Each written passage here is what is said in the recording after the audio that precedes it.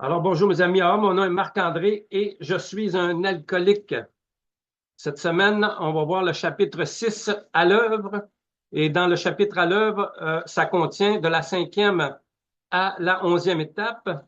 Et aujourd'hui, on en est à la 5e étape de notre programme. On va aller voir qu'est-ce qu'on nous dit dans notre 5e étape dans le gros livre. Et par la suite, on va aller directement dans la 5e étape dans le 12-12. Alors, page 81 du gros livre. Notre inventaire personnel étant pris, que nous reste-t-il à faire maintenant? Nous avons essayé d'adopter une nouvelle attitude envers notre Créateur, alors notre puissance supérieure, de vivre une nouvelle relation avec lui et de découvrir les obstacles sur notre route. La 4e étape nous a permis d'identifier ces obstacles-là qui sont mes défauts de caractère. Il dit, grâce à notre inventaire, nous avons identifié nos points faibles. Nous sommes maintenant sur le point d'en être libérés. Mais pour y parvenir, il faut une action qui, si nous la menons jusqu'au bout, nous amènera à admettre la nature exacte de nos torts à Dieu, à nous-mêmes et à un autre être humain. Cela nous amène à la 5e étape du programme de rétablissement dont nous avons parlé au chapitre précédent. Cette étape peut être difficile, particulièrement lorsqu'il s'agit de discuter de nos défauts avec une autre personne. On pourrait croire que se les admettre à soi-même est bien assez, mais nous avons des doutes à ce sujet. Pourquoi? Parce que Bill, il nous l'a dit que l'alcoolique a tendance à se leurrer et à se croire. L'alcoolique va se vendre un mensonge puis il va y croire. Tandis qu'avec l'effet d'avoir une autre personne en face de nous, ça va nous amener à être un peu plus honnête, vers plus d'honnêteté. On pourrait croire que se les admettre à soi-même est bien assez, mais nous avons des doutes à ce sujet. Dans la pratique, nous trouvons en général l'auto-évaluation solitaire insuffisante. Beaucoup ont cru nécessaire d'aller plus loin. Nous acceptons plus facilement de parler de nous-mêmes avec une autre personne si nous voyons de bonnes raisons de le faire. D'abord, la première et la meilleure, si nous brûlons cette étape vitale, nous pourrions ne jamais surmonter notre problème d'alcool. Combien de fois les nouveaux n'ont-ils pas tenté de cacher certains faits de leur vie? Essayant de se soustraire à cette expérience humiliante, ils ont eu recours à des méthodes plus faciles et presque invariablement, ils ont bu. Quand on revient à la méthode nous dit, il y en a qui ont essayé des méthodes plus faciles et plus douces, mais ce fut impossible. Alors, aller parler de nos choses profondes devant quelqu'un d'autre, ça demande un effort.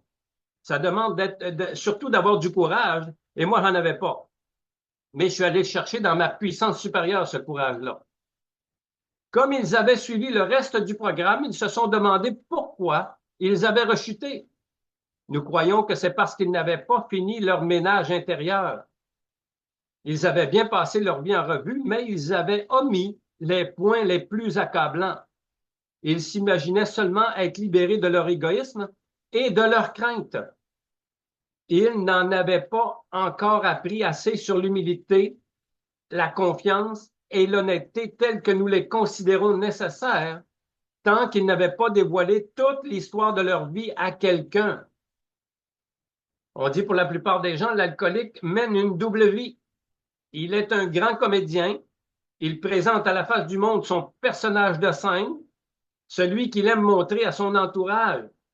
Le Marc-André souriant, le Marc-André qui démontre que tout va bien, qui est au-dessus de la mêlée, mais qu'intérieurement, il est en dépression profonde.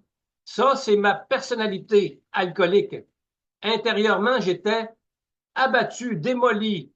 Et je travaillais en public, là, puis j'avais le beau sourire fendu là, de chaque côté, là, puis la vie est belle, wow! Ben oui, mais je savais que j'allais prendre un petit verre après le travail. Je savais que j'allais avoir ma petite récompense après le travail. Alors, ça me rendait heureux juste de savoir que j'allais prendre mon petit verre.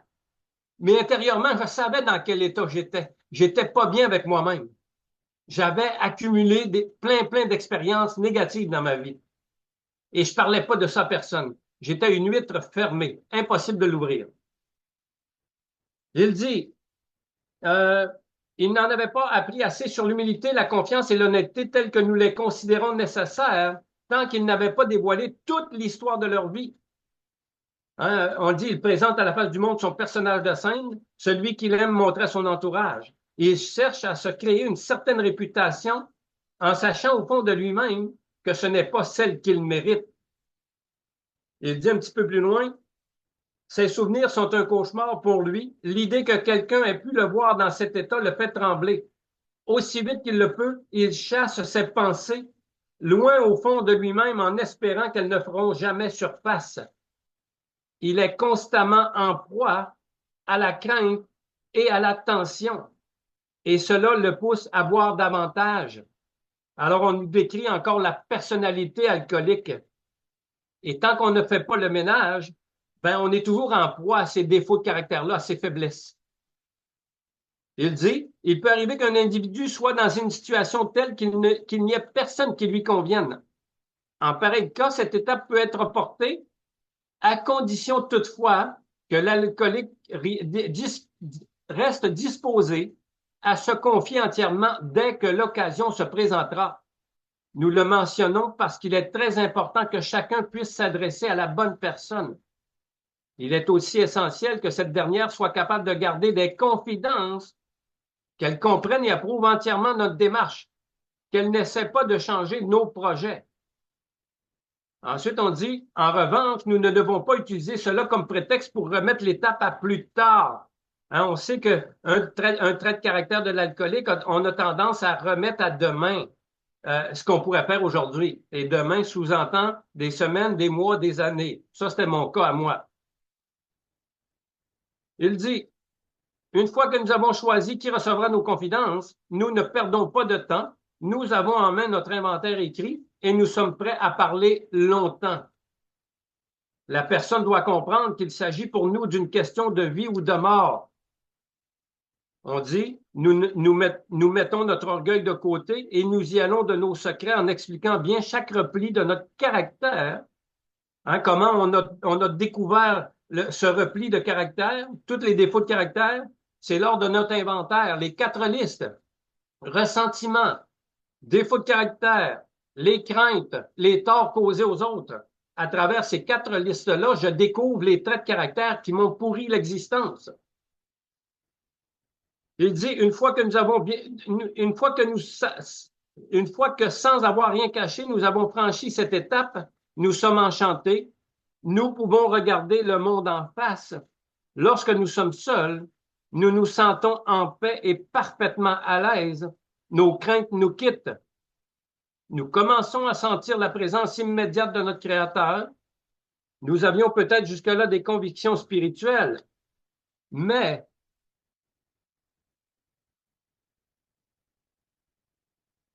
je me suis trompé de page.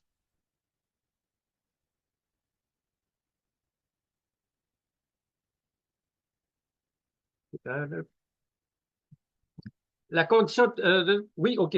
Mais maintenant, nous commençons à vivre une expérience, ma page a brisé, spirituelle. Cette expérience est souvent accompagnée de l'impression très vive que notre problème d'alcool a disparu. Nous avons l'impression d'être sur la grande route, marchant main dans la main avec l'esprit de l'univers. De retour à la maison, nous nous retirons dans un endroit paisible pendant 1 heure pour réfléchir soigneusement à ce que nous venons de faire. Nous remercions Dieu du fond du cœur pour nous avoir permis de mieux le connaître. Reprenant ce livre, nous allons à la page où sont énumérées les 12 étapes. Nous relisons attentivement les 5 premiers points, alors les 5 premières étapes. Nous essayons de voir si nous n'aurions pas omis quelque chose, car nous construisons une arche que nous allons traverser pour devenir enfin un être libre. La construction est-elle solide? Les pierres sont-elles bien en place? Avons-nous lésiné sur les matériaux de la fondation? Avons-nous essayé de fabriquer du mortier sans sable? Si nous pouvons répondre de façon satisfaisante à ces questions, alors nous passons à la 6e étape. Alors, on va aller voir maintenant la 5e étape dans le 12-12. Vous voyez qu'il y a, c'est court dans le gros livre. Maintenant, on va aller voir la 5e étape dans le 12-12, les 12 étapes et les 12 traditions expliquées. On va aller à la table des matières à la page 6. Qu'est-ce que notre cinquième étape comporte? Elle dit, nous avons avoué à Dieu, à nous-mêmes et à un autre être humain la nature exacte de nos torts. Les 12 étapes réduisent l'ego. La cinquième étape est difficile, mais nécessaire à la sobriété et à la tranquillité de l'esprit. La confession est une discipline ancienne. À moins d'avouer franchement leurs défauts, peu resteront abstinents. Quel résultat obtient-on de la cinquième étape? Le commencement d'une vie parentée avec l'homme et avec Dieu, la perte de l'impression d'isolement, l'obtention du pardon et la capacité de le donner, un entraînement à l'humilité et une vue réaliste de soi, nécessité d'une parfaite honnêteté, danger de rationalisation, comment choisir le bon confident. Les résultats sont le calme et le sentiment de la présence de Dieu. Nous sentir unis à Dieu et à l'univers nous prépare aux étapes suivantes. Alors, on va aller à la cinquième étape dans le 12-12 à la page 64.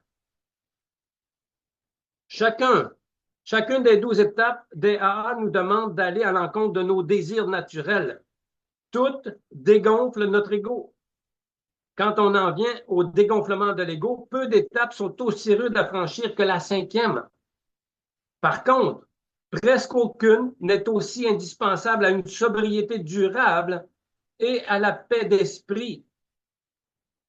L'expérience des AA nous a appris que nous ne pouvons pas vivre seuls avec les problèmes qui nous accablent et avec les défauts qui les causent ou les aggravent. Si nous avons bien fait l'examen de notre vie à la lumière de la quatrième étape, nous avons vu se détacher un relief des expériences que nous aimerions mieux oublier. Si nous avons enfin pu voir tout le mal que nous avons fait aux autres et à nous-mêmes. Hein, c'est pour ça que dans la quatrième, on suggère de faire un inventaire, oui, le tort causé aux autres, mais à soi-même aussi, les torts que j'ai causés à Marc-André et les ressentiments envers Marc-André aussi. Alors on dit, si nous avons enfin pu voir le mal que nous avons fait aux autres et à nous-mêmes, par notre mauvais esprit et notre mauvaise conduite, alors nous ressentons avec plus d'urgence que jamais le besoin de ne plus vivre seul avec les fantômes traumatisants de notre passé. Nous devons en parler à quelqu'un. On dit, pourtant, cette démarche nous fait tellement peur et nous répugne tant que plusieurs membres sont d'abord tentés de passer outre la cinquième étape. Nous cherchons un moyen plus facile qui consiste ordinairement à faire l'aveu général et relativement peu pénible que nous étions parfois de mauvais acteurs lorsque nous buvions. Puis, pour faire bonne mesure, nous ajoutons quelques descriptions dramatiques de ces épisodes d'alcoolisme que nos amis connaissent probablement de toute façon. Mais nous ne soufflons pas un mot de ce qui nous tracasse et nous tourmente vraiment. Il existe de ces souvenirs troublants et humiliants, pensons-nous, qu'il ne faut partager avec personne. Nous en ferons notre secret. Personne ne doit jamais savoir. Nous souhaitons qu'ils nous suivent dans la tombe. Pourtant, si on reconnaît quelques valeurs à l'expérience des AA, c'est là un choix non seulement insensé, mais dangereux. Cette réticence devant la cinquième étape nous a sans doute valu plus d'ennuis que tous nos autres indécisions. Certaines personnes sont totalement incapables de demeurer abstinentes. D'autres feront des rechutes périodiques jusqu'à ce qu'elles fassent vraiment le grand ménage. Même les plus vieux membres, abstinents de longue date, doivent souvent payer très cher pour avoir bâclé cette étape. Hein, Bill nous parle des two-steps. Le danger, c'est de prendre la deuxième partie de la première étape et aller transmettre le message là, à d'autres alcooliques parce que j'ai arrêté la substance. Alors, j'ai pas fait le ménage, mais je vais aider quelqu'un d'autre. Alors, je me suis pas rétabli, mais je vais essayer de tendre la main à quelqu'un d'autre.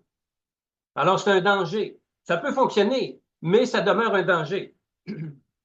Il dit, ils vous raconteront comment ils ont tenté de porter seuls le fardeau de tout ce qu'ils ont souffert parce qu'ils étaient irascibles, anxieux, bourrés de remords et dépressifs. ils vous diront comment, dans leur recherche inconsciente de soulagement, ils accusaient même leurs meilleurs amis de ces défauts qu'ils essayaient de cacher. On dit, chacun doit faire sa propre confession. La coutume d'avouer ses fautes à quelqu'un d'autre est fort ancienne. La valeur de cette pratique s'est confirmée au cours des siècles et on la retrouve de façon caractéristique dans la vie de toutes les personnes profondément spirituelles et vraiment religieuses. Mais de nos jours, la religion n'est pas la seule, loin de là, à promouvoir cette pratique salutaire. Les psychiatres, alors lorsque tu es avec ton psychiatre, tu fais une 5e étape, mais est-ce que tu vas dans le fond des choses? Et c'est un des problèmes. Hein? Est-ce qu'on va vraiment parler des vraies choses? Et les psychologues font valoir eux aussi ce besoin profond qu'éprouve tout être humain de rentrer concrètement en lui-même, d'identifier les faiblesses de sa personnalité et d'en discuter avec une autre personne compréhensive et digne de confiance. Alors là, et digne de confiance, il est important. Il faut faire la distinction entre une réunion régulière où je peux raconter là, mes histoires d'aujourd'hui, comment ça s'est passé aujourd'hui. Mais je ne viendrai pas vous raconter une 5e étape dans une réunion. Je ne ferai jamais ça. Ben non. Ce serait me lancer, là, me mettre à risque d'avoir des comebacks, hein, des conséquences qui peuvent être négatives. Alors, la réunion régulière, c'est pas une 5e étape. C'est transmettre le message à l'alcoolique qui souffre encore, c'est très différent. Ensuite, on dit, il semble donc évident hein, qu'à défaut de faire d'un tel effort, la grâce de Dieu ne pourra pas pénétrer à l'intérieur de nous pour y déloger nos obsessions destructrices. Alors, il parle de plusieurs obsessions. Hein? C'est pas juste l'obsession d'alcool. Il dit de déloger nos obsessions destructrices. Alors, une obsession, c'est un défaut de caractère. Quel résultat pouvons-nous attendre de la 5e étape? Pour commencer, nous serons débarrassés de cette terrible impression d'isolement que nous avons toujours eue. Tous les alcooliques, presque sans exception, sont tourmentés par la solitude. Seul au monde, jamais bien nulle part. Un genre d'imposteur dans plusieurs domaines, même vie familiale, vie sociale, sportive. Marc-André se sentait un imposteur. La solitude intérieure. Jamais bien avec quiconque parce qu'à l'intérieur de lui, il n'est pas bien. Même avant que notre alcoolisme s'aggrave et que les gens commencent à s'éloigner de nous, nous avons presque tous éprouvé le sentiment de ne pas être tout à fait à notre place. Ou nous étions timides et n'osions pas trop nous rapprocher des autres, ou nous devenions de joyeux compères tapageurs, cherchant désespérément l'attention et la compagnie des gens sans jamais y parvenir, du moins dans notre esprit. Hein, moi, là, si j'ai pas pris un verre d'alcool dans une soirée de danse, là, Marc-André, il est figé sur la chaise. Il est pogné. Mais avec un verre d'alcool, attention les amis, John Travolta arrive, Elvis Presley, Marc-André prend toute la place, pas juste la place, il prend toute la place, il bouscule tout le monde parce que Marc-André sait danser. Mais il danse, mais il danse. Ouf, c'était terrible. Je me prenais pour quelqu'un d'autre avec un verre d'alcool. Un excellent danseur. Ensuite, on le dit, il y avait toujours cette mystérieuse barrière que nous ne pouvions ni franchir ni comprendre. Nous avions l'impression d'être des comédiens sur scène prenant soudainement conscience de ne pas connaître une seule ligne de leur texte. Ensuite, il dit, c'est une des raisons qui nous faisait tant aimer l'alcool. Il nous permettait d'improviser la réplique, hein, transformation, un changement de personnalité. Marc-André, là, c'est l'extase. Ensuite, à la page 67, il dit, une fois chez Léa, nous nous sommes trouvés pour la première fois de notre vie au milieu de gens qui semblaient nous comprendre. Ce sentiment d'appartenance était extrêmement excitant. Nous avons cru que c'en était fini de notre problème d'isolement, mais nous nous sommes vite aperçus que sans être isolés désormais sur le plan social, nous traversions encore plusieurs crises d'angoisse et d'isolement comme auparavant. Combien de membres pendant la réunion, vont se sentir bien. Mais quand la caméra se ferme, ou la réunion, on quitte une réunion en présentiel, le mal-être revient tout de suite, instantanément. Le désordre, la solitude, la tristesse. Combien de membres vivent ça d'une manière régulière? Il dit, mais nous nous sommes vite aperçus que sans être isolés désormais sur le plan social, nous traversions encore plusieurs crises d'angoisse et d'isolement comme auparavant. Tant que nous n'avons pas pu parler ouvertement de nos conflits intérieurs et entendre d'autres personnes en faire autant, nous ne sommes pas intégrés au groupe. La solution était la 5e étape. C'était le début d'une authentique relation avec les hommes et avec Dieu. Et avec moi-même. Hein? Avec les hommes, ça comprend Marc-André. Là. Et avec moi-même. Hein? Bill, il dit, ces étapes vont vous amener à vivre en harmonie avec Dieu, avec vous-même et avec les autres. Il dit, cette étape vitale fut aussi pour nous le moyen d'acquérir le sentiment que nous pouvions être pardonnés de tout ce que nous avions pu faire ou penser. Souvent, c'est en travaillant à cette étape avec l'aide de notre parrain ou de notre conseiller spirituel que nous avons senti pour la première fois que nous étions vraiment capables de pardonner aux autres les pires offenses dont nous les pensions coupables envers nous. Notre inventaire moral nous avait persuadés que le pardon total était souhaitable. Mais ce n'est qu'en nous attaquant résolument à la 5e étape que nous avons acquis la certitude profonde d'être dignes de pardon et de pouvoir pardonner aussi. Un petit peu plus loin, on dit, à la page 68, « Il est impossible de corriger un seul défaut sans l'avoir bien identifié. Mais nous ne devrons pas nous limiter à simplement voir nos défauts. L'objectif de notre 4e étape n'est après tout qu'un examen de nous-mêmes.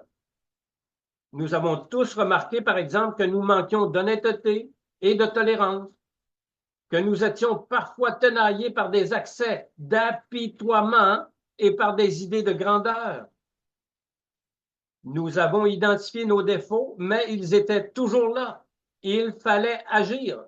Nous avons bientôt découvert qu'il ne suffisait pas de vouloir s'en débarrasser par la seule force de notre volonté. Alors, c'est pas Marc-André, je peux vous le confirmer par expérience, c'est pas Marc-André qui a réussi à tout éliminer ses défauts de caractère. Il y a la 6e, après ma 5e, il y a la 6e et 7e étape. Consentir à ce que Dieu les élimine. Lui demander humblement qu'il les fasse disparaître. Alors, la 5e étape me prépare à ça. Ensuite, on dit, la 5e étape rapporte de gros dividendes, dont plus de réalisme et de ce fait, plus d'honnêteté envers nous-mêmes. En faisant notre inventaire, nous avons commencé à entrevoir tous les ennuis qu'avaient pu nous causer nos illusions sur nous-mêmes. Il en avait résulté une réflexion fort troublante. Si nous avions passé la majeure partie de notre vie à nous tromper nous-mêmes, comment pouvons-nous être si sûrs de ne pas nous leurrer une fois de plus? Il dit, comme nous étions encore gênés par la peur, l'apitoiement et le dépit, il est probable que nous n'ayons aucunement en mesure de nous évaluer objectivement. Un excès de culpabilisation et de remords devrait sans doute nous amener à dramatiser et à exagérer nos faiblesses. Ou encore, la colère et notre amour-propre blessé avaient pu dresser un écran de fumée derrière lequel nous cachions certains défauts tout en les attribuant aux autres. Hein, un des défauts de caractère, c'est que je responsabilisais les autres de mes malheurs. J'étais incapable de me prendre en main, de voir mes manquements à moi. Alors, c'était plus facile de me mettre sur le dos des autres, sur la faute des autres. Il devenait donc bien évident qu'il ne pouvait suffire, loin de là, de faire seul notre propre évaluation et de partir de là seulement pour procéder à l'aveu de nos défauts, pour être assurés de découvrir et d'admettre la vérité sur notre sujet. Nous allions devoir compter sur une aide extérieure, l'aide de Dieu et d'un autre être humain. Ce n'est qu'en discutant notre cas sans rien cacher, en étant bien disposé à demander conseil et à suivre des recommandations que nous pourrons nous engager dans la voie d'une pensée droite, d'une honnêteté rigoureuse et d'une humilité authentique. Et le mot conseil est important. Ça revient au docteur Bob. Docteur Bob, il dit, si vous avez passé à travers le processus des 12 étapes du programme de rétablissement, vous allez être en mesure de donner de précieux conseils à travers le programme. Pas matrimoniaux, hein, pas religieux, pas juridiques, c'est pas médicaux non plus, c'est pas des conseils médicaux, c'est des conseils à travers le programme parce que j'ai l'expérience à travers le processus des étapes, tout simplement. Ensuite, à la page suivante. À ce stade, il se présente deux types de difficultés. Nous avons tendance à nous y habituer assez rapidement. Dieu sait tout à notre sujet. Nous avons tendance à nous y habituer assez rapidement. D'une certaine manière, il semble moins embarrassant de nous trouver seuls avec Dieu que de faire face à une autre personne. Tant que nous ne prenons pas la peine de nous arrêter pour parler ouvertement de ce que nous avons caché si longtemps, notre bonne disposition à mettre de l'ordre dans nos affaires reste encore grandement théorique. Si nous sommes honnêtes face à une autre personne, c'est la confirmation que nous avons été honnêtes avec nous-mêmes et avec Dieu. L'autre difficulté est la suivante. Il est facile, à coup de rationalisation et de vieux pieux, de déformer ce qui se présente spontanément à notre esprit. Hein, la fabrication de scénarios, dramaturge. Hein, l'alcoolique, là, le métier d'un alcoolique, c'est un dramaturge, tout est exagéré. L'avantage de nous adresser à une autre personne, c'est que nous pouvons sur le champ recevoir ses commentaires et ses conseils en ce qui concerne notre situation. Et il ne peut y avoir aucun doute dans notre esprit sur le sens de cette intervention. Il est dangereux de faire cavalier seul dans le domaine spirituel. Que de fois nous avons vu des gens se réclamer de l'inspiration de Dieu alors que leur fâcheuse méprise n'était que trop évidente. Manquant d'expérience et d'humilité, ils s'étaient donné des illusions et pouvaient justifier les sottises les plus aberrantes en soutenant que Dieu leur avait dit de le faire. Il est bon de souligner que les gens spirituellement très avancés vérifient presque toujours auprès d'un ami ou d'un conseiller spirituel les inspirations qu'ils croient avoir reçues de Dieu. Ensuite, à la page 71, l'étape suivante consiste à trouver la personne à qui nous allons nous confier. Nous devons ici procéder avec soin et nous rappeler la suprématie de la prudence sur les autres vertus. Alors, on ne parle pas de méfiance, ici, on parle de prudence. Apprendre à connaître une personne avant de faire nos confidences. Ensuite, on dit, à cette personne, nous aurons peut-être des révélations à faire qu'aucune autre personne ne doit connaître. Nous voudrons nous adresser à quelqu'un d'expérience qui a su non seulement rester abstinent, mais triompher aussi d'autres sérieuses difficultés qui ressemblent peut-être aux nôtres. Il n'est pas impossible qu'il s'agisse de notre parrain, mais ce n'est pas indispensable. Si vous en êtes venu à avoir une grande confiance en votre parrain et que son tempérament et ses problèmes ressemblent aux vôtres, vous aurez alors fait un bon choix. D'ailleurs, votre parrain a déjà l'avantage de connaître un peu votre situation. Il se peut cependant que la nature de vos relations avec lui vous incite à ne lui révéler qu'une partie de votre histoire. Si telle est la situation, de grâce, n'hésitez pas, car vous devez le plus tôt possible faire un bout de chemin. Ensuite, on dit par la suite, cependant, vous choisissez peut-être quelqu'un d'autre pour les confidences les plus difficiles ou plus intimes. Cette personne peut très bien être à l'extérieur du mouvement, comme par exemple votre pasteur ou votre médecin. Pour certains d'entre nous, un parfait étranger peut s'avérer le meilleur choix. Il dit un petit peu plus loin, même quand on a trouvé la bonne personne, il faut souvent beaucoup de courage pour l'aborder. On ne devrait jamais dire que la méthode EA n'exige pas d'effort de volonté. Voici justement une circonstance où vous en aurez besoin comme jamais. Heureusement, par contre, vous vous préparez probablement à une très agréable surprise. Lorsque vous aurez soigneusement expliqué le but de votre démarche et que votre confident aura compris le grand service qu'il peut vous rendre, la conversation s'engagera sans problème et ne tardera pas à s'animer. Alors, une cinquième étape, c'est pas juste écouter l'autre personne. Non, non, non, vas-y, je t'écoute. Non, non, non. C'est une conversation intime. C'est une relation particulière, intime entre deux êtres humains. Relation de confiance. Ensuite, on dit, si vous ne cachez rien, votre soulagement grandira chaque minute.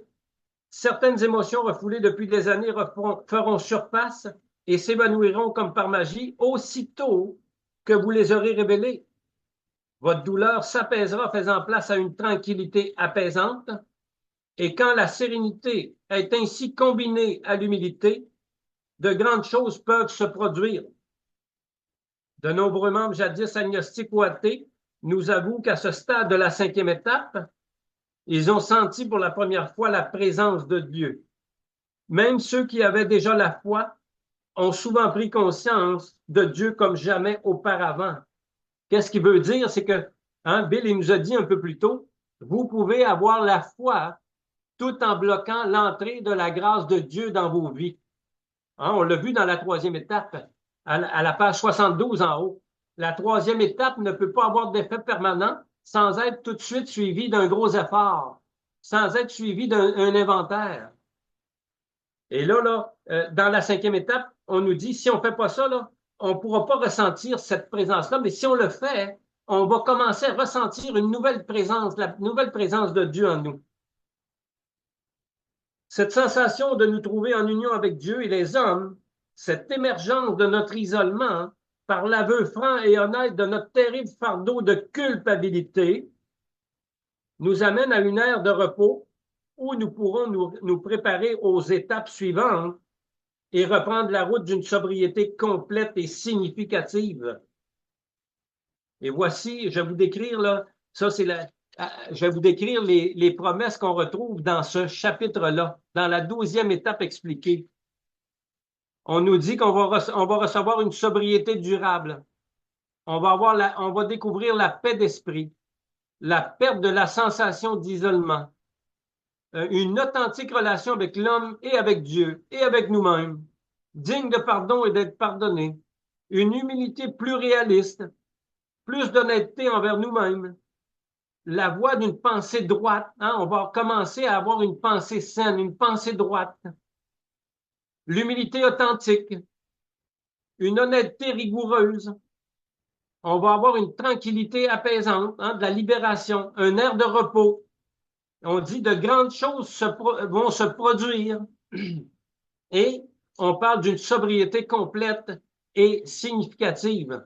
Et ce sont tous des promesses de la 5e étape lorsque j'ai avoué mes torts. Nous avons avoué à Dieu, à nous-mêmes et à un autre être humain la nature exacte de nos torts. C'était la 5e étape de notre programme de rétablissement.